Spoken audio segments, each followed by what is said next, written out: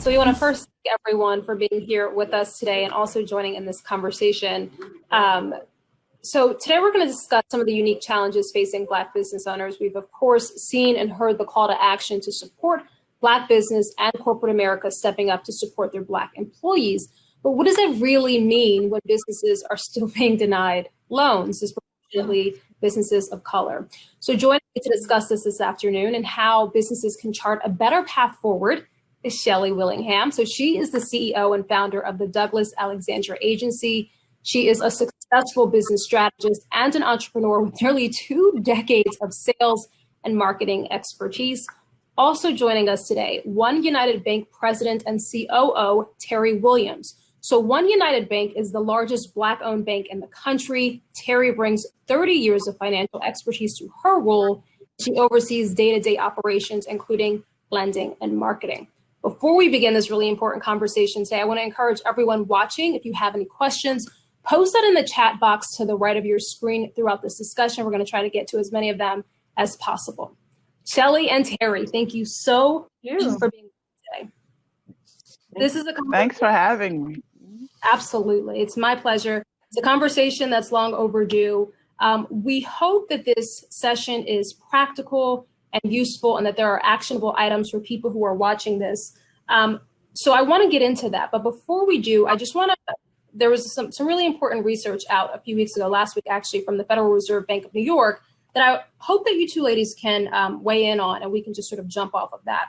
So the brief found that Black-owned firms have been closed, likely to shutter almost twice as much as some of their peers, stating that these firms had weaker financial cushions, weaker bank relationships, and pre-existing funding gaps. And that's even prior to COVID-19. And COVID-19 then exacerbated these issues, and that businesses in the hardest hit communities have huge disparities in access to federal relief funds and a higher rate of business closures. It's not just theoretical. We've seen other research actually showing that within the months of COVID that we were hardest hit between, I believe, February and May. 41% of all business closures were businesses owned by Black and people of color, Black people and people of color. So it's an alarming statistic. It's an alarming research. But what's your reaction to that, First Ladies? Yes, it is alarming. And to some degree, I think we all expected it, unfortunately, given COVID. The reality is that we created the most businesses from the last recession. That's something that's not known. We created over 1 million businesses since 2008 and the last recession. The growth of jobs came from Black businesses, from women-owned businesses, as opposed to from white businesses. But as we know, exactly what you said, we tend to not have the cushion or the banking relationships that we need in these times, during these times. And we saw that with the Paycheck Protection Program, that the first round, very few of our businesses were financed because we didn't have those relationships. That's why OneUnited Bank, we stepped in to offer PPP because on the second round, because we could see that a lot of our businesses were not getting financed, and we wanted to make sure that that didn't happen in the second round. But yes, it is unfortunate, but I also want to say I'm optimistic. So hopefully we'll get to that in the discussion because I see some bright signs as well. And so Shelley, as a business owner yourself, and for everyone watching, then how do you move forward from that? How do you move forward from this? I think we all have to be very open to pivoting. And as entrepreneurs, we're used to trying to ride the bike as we fix it at the same time. But now that's even more important in the midst of COVID and everything that's going on. So to Teri's point about banking relationships, that is one thing that a lot of small businesses and Black businesses struggle with, is having those relationships and having access to that capital when something like this happens. So it's so important to have a relationship with a business banker. And even if it's just going in and introducing yourself, and maybe you don't have a lot of money to put in the bank, that's okay. But build the relationship so that when times do come that you need support, you already have that relationship in place. And really looking at what you can do to serve your customer base. What are their needs right now? I had a client that makes custom wigs. And so when all this happened, Nobody wanted wigs, but what she did was she started making masks and head wraps. And so that's been able to sustain her through a lot of what's been happening with COVID. Another client that was a photographer, and nobody's getting, she's not doing weddings, she's not doing those things, but she got really creative, and she can actually do a photo shoot with you if you have an iPhone through the computer. So it's being creative, thinking about different ways you can better serve your clients, finding out what their needs are, and being comfortable with making that shift. We know this is not going to last forever. It's not. So, but right now we've got to get creative and be comfortable being a little bit uncomfortable with maybe doing what we have to do to keep the lights on, right? Yeah, I think the pivot, right? That's always so important. It's something that's really interesting, that business owners should focus on developing relationships with their bankers.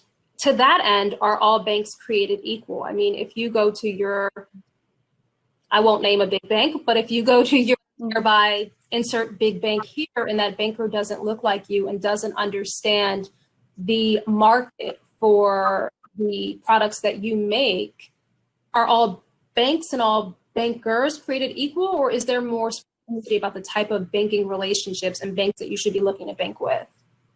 Mm-hmm. So the answer to your question is no, banks are not all created equal. And I also think that there's been a history of racism in banking. And so we need to just be upfront and blunt about that.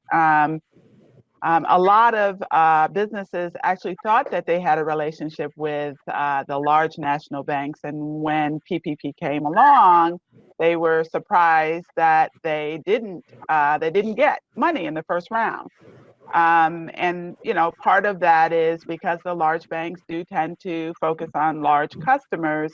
And so I recommend that people have a relationship with a community bank or a Black-owned bank, but a bank that, where their business is actually important and significant, as opposed to these large banks that are really built to cater to large customers. So that's one thing.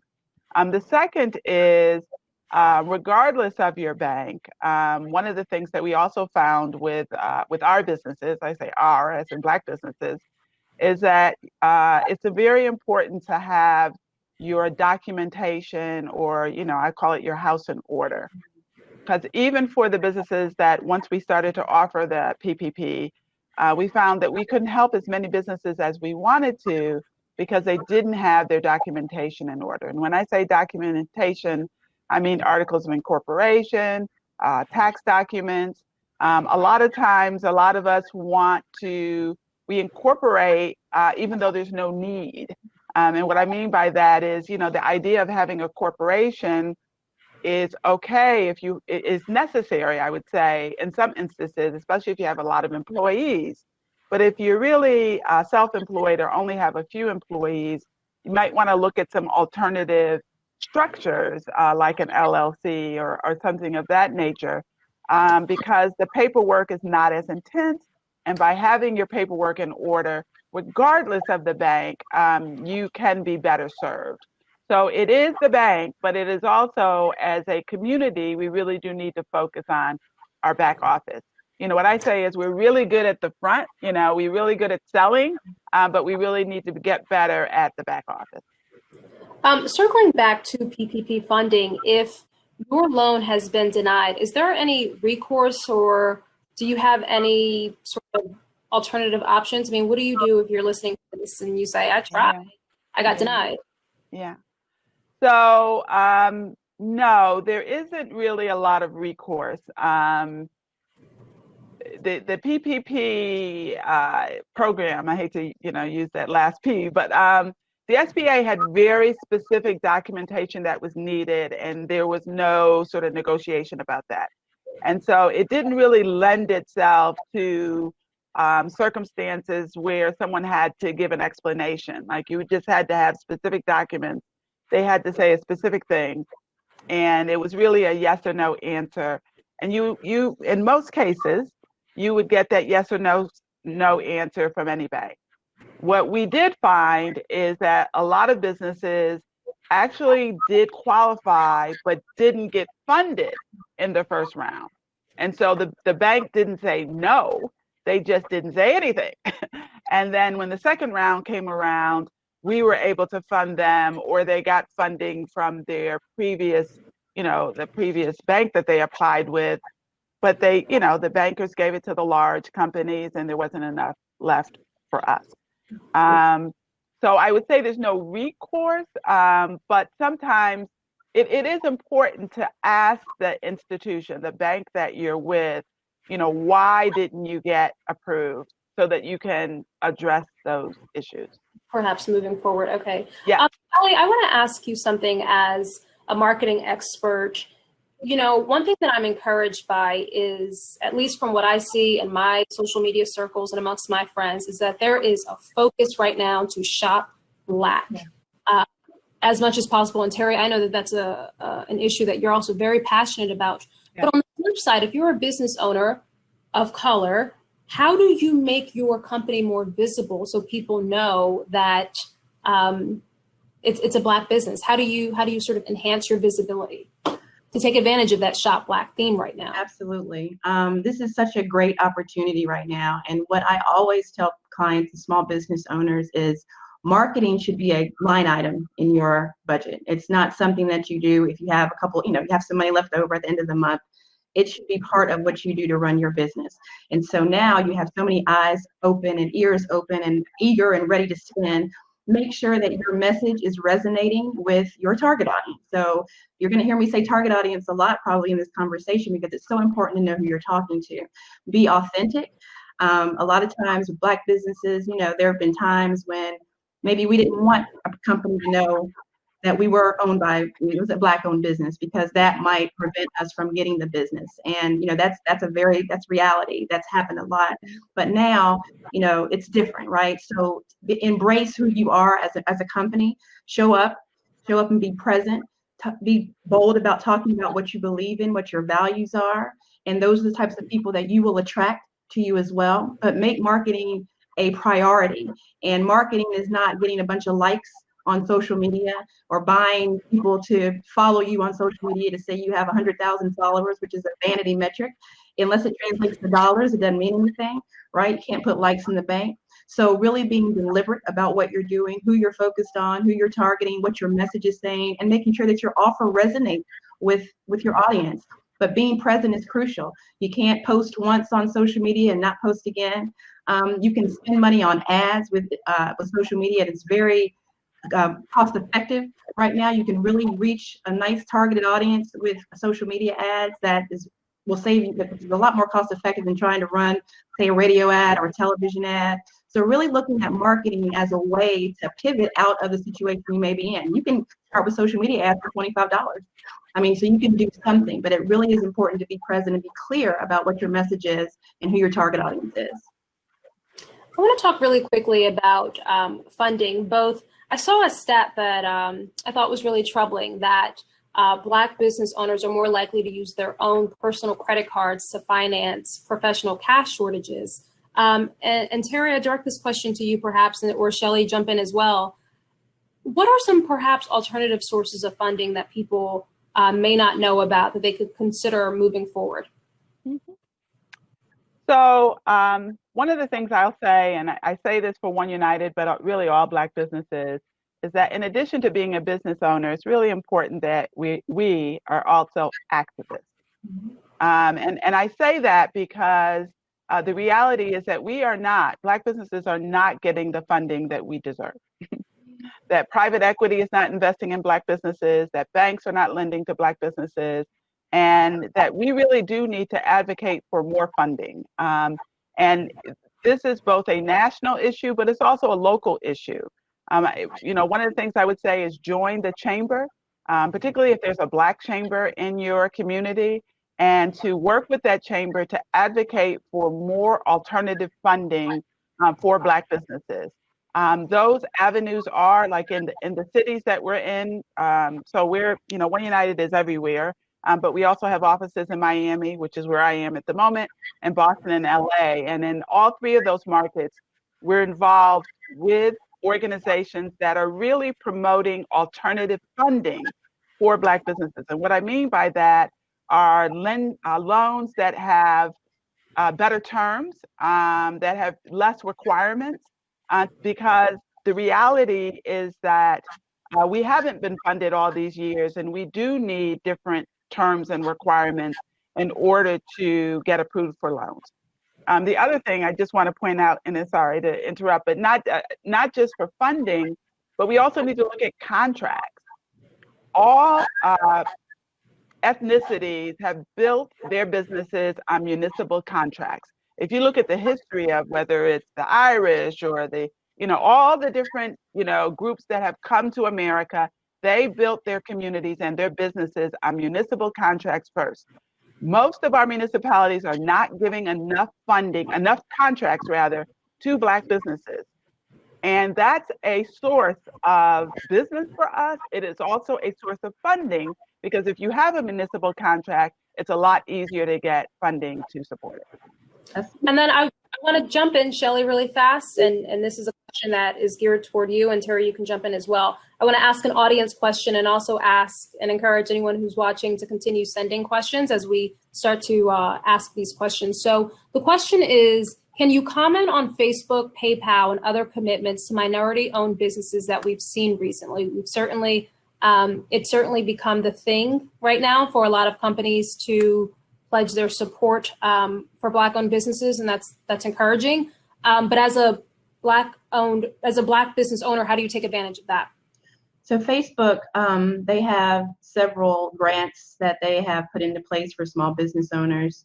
A lot of other businesses have as well. You just kind of have to do your research and find out what's out there and what people are willing to do.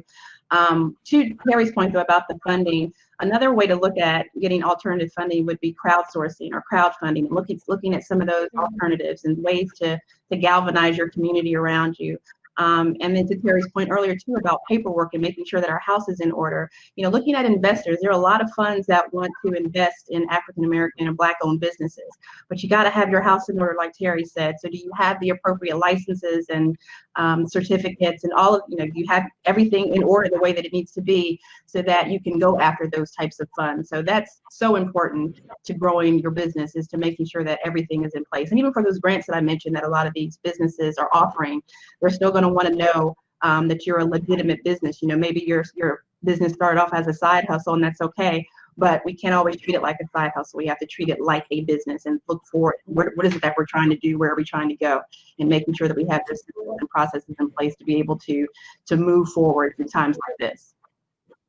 And to that point, I think the two important themes that I've heard thus far is have your house in order. So, if there's another round of PPP funding, you're in place so that you can sort of jump on that, but also develop strong relationships, which brings me to another question from a viewer. So how do you develop a better relationship with the banks? The turnover ratio of personal bankers seems so high. It makes it hard to sustain long-term relationships. Any suggestions? Yeah, so I think, first of all, just being conscious of the fact that you do need to have that relationship. I agree with Shelley on that having that relationship is important and being conscious of it. And as, you're right. I mean, there is a lot of turnover, but as, employees turn over, to develop a relationship with the new manager in town. So I think it just requires, work and focus. But I also, again, I can't emphasize chambers. And I know, sort of in the old days, people didn't focus on, chambers of commerce, and they, people even tell me they have sort of negative views of chambers, but there are a lot of Black chambers that are really good at advocating for the businesses in their community. And so I think it's not just you having a personal relationship with a banker, it's also you having a relationship with an organization. I mean, it could, I'm saying a chamber, it could also be, whatever active civil rights organization. It could be the NAACP. They have a whole economic arm. It could be the Urban League. But find the organization in your community that is being actively pursuing business for Black businesses. And I will also say, if it's not in your community, then start it. Because it really does matter. It needs more than any one of us individually in order to make this work. So I think you ladies are both hitting on a really important point that whether it's banking relationships or other relationships with your peers, it really comes down to relationships, which brings me to the next point, which is when, as a business owner, do you start to look for a mentor? So mentorship has been, just personally speaking, really important in my own life. You know, I had been looking for a job in television for quite some time when it was actually a fellow African-American woman who personally called me up and gave me my first job in television. She's now my mentor, my sister, my confidant. And so I sometimes think, had she not given me that shot, could that have made a difference in my career? And so mentorship is something that's really important to me. For people listening, at what point do you start to think, I might benefit from having a mentor? I think right away. I think once day one. Yeah, you want to do, find that person that's doing what you want to do and see if they can help you do it. You know, I feel like, you know, Kamala Harris has a quote, and I may mess this up, but she says her mother told her, you might be the first of many things, but make sure you're not the last. And so those of us that have accomplished a certain level of success, I feel like have a responsibility, especially in our communities. And so relationships, right? We keep going back to that. Building the relationships, shooting somebody a quick LinkedIn message, or, you know, just asking for help. A lot of times people are more than willing to do that. There is a organization called Micro Mentors, micromentor.org, I believe. And there are people that, entrepreneurs, successful business owners that will donate their time to help people with different questions and different ideas that they may have. But definitely using your resources, networking. The chambers, like Teri mentioned, are great. But you got to get out there. You got to keep networking. This is really a time to build those connections and make them strong. But just ask. And if you're in a position to mentor someone, I encourage you to reach out, reach back, and pull somebody up with you. Great points. And Teri, I want to get in one more question. We've been given the 2-minute warning. So this question is from Darian. What is the climate to raise funds from investors right now? We were looking to do our seed round before COVID hit. I hit a pause on that, but I plan to re-engage with investors shortly. So what's the climate like right now? Yeah. So there definitely is a lot of interest in Black businesses right now. And, you know, we're really proud to have played a role in that and really focusing our community on buying Black, banking Black. And, you know, we had this Blackout Day where basically the community was galvanized to support Black-owned businesses and saw a huge surge. OneUnited Bank has experienced a huge surge. We've doubled our customers over the past couple of months. Congratulations. So there definitely is a lot of interest in Black businesses right now. And for that reason, if you are at the stage of needing financing, now may be a very good time to seek financing. You know, you got to strike when the iron's hot. You got to sell when they're buying. So I would recommend, if you're ready, to really look for investors today. And then I want to give you both a moment for a final thought. We have about 90 seconds left. So any thoughts that you want to share with our viewers? I would just like to tell anybody that's out there and your business has taken a hit and it is tough and you're struggling, that you will get through this. My first business, I lost everything that I owned, everything. And not rich people broke down to my last 100,000. I was down to nothing and had to rebuild from nothing. So stay focused. This will turn around, this will pass, and just do what you can just to get through it and know that you will come out better on the other side. So just want to encourage people that may be struggling right now. And I want to piggyback on what Shelley said about pivoting. Like, now is the time to pivot. You know, the internet offers a great opportunity for all of us to expand our businesses by doing things online. And then also just to be optimistic. I say my favorite song is actually Optimistic by Sounds of Blackness. And so I say, you know, find your song that really gets you to really focus on the future, because the future is bright. We just have to pivot. Yeah, this might take a little bit to get there, but I agree. Shelley and Teri, thank you guys both so much for being with us today. I thought it was a really insightful conversation, and I hope people who are watching got something out of it to apply to their own business. I do want to encourage the people who are watching to head to our CNBC Make It Black website, speaking of Black Girl Magic, for more stories of Black business and entrepreneurship.